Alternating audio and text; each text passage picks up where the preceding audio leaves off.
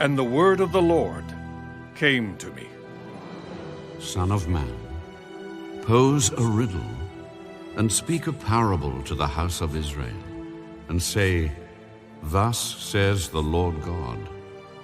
A great eagle with large wings and long pinions, full of feathers of various colors, came to Lebanon and took from the cedar the highest branch.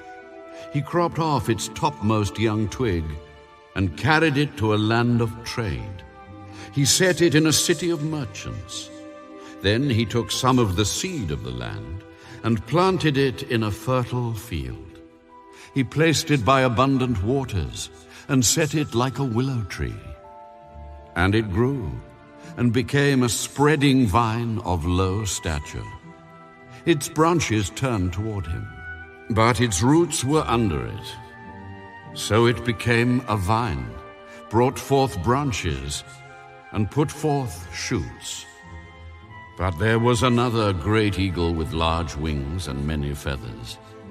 And behold, this vine bent its roots toward him, and stretched its branches toward him from the garden terrace where it had been planted, that he might water it. It was planted in good soil by many waters, to bring forth branches, bear fruit, and become a majestic vine. Say, Thus says the Lord God, Will it thrive? Will he not pull up its roots, cut off its fruit, and leave it to wither? All of its spring leaves will wither, and no great power or many people will be needed to pluck it up by its roots. Behold, it is planted. Will it thrive? Will it not utterly wither when the east wind touches it? It will wither in the garden terrace where it grew. Say now to the rebellious house, Do you not know what these things mean? Tell them, Indeed, the king of Babylon went to Jerusalem and took its king and princes and led them with him to Babylon. And he took the king's offspring, made a covenant with him, and put him under oath. He also took away the mighty of the land, that the kingdom might be brought low and not lift itself up, but that by keeping his covenant it might stand. But he rebelled against him by sending his ambassadors to Egypt, that they might give him horses and many people. Will he prosper?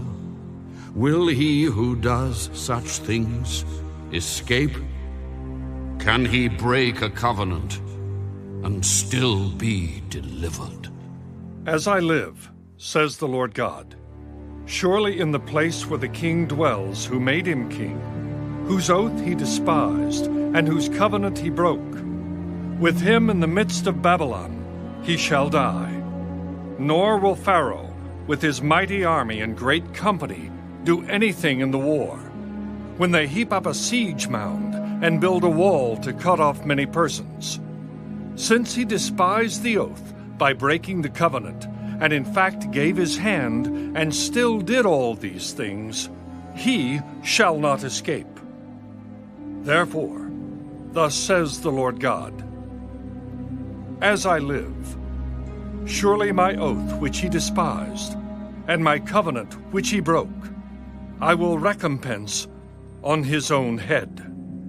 I will spread my net over him, and he shall be taken in my snare. I will bring him to Babylon, and try him there for the treason which he committed against me. All his fugitives with all his troops shall fall by the sword, and those who remain shall be scattered to every wind. And you shall know that I, the Lord, have spoken. Thus says the Lord God, I will also take one of the highest branches of the high cedar and set it out. I will crop off from the topmost of its young twigs a tender one, and will plant it on a high and prominent mountain. On the mountain height of Israel I will plant it, and it will bring forth boughs and bear fruit, and be a majestic cedar. Under it will dwell birds of every sort.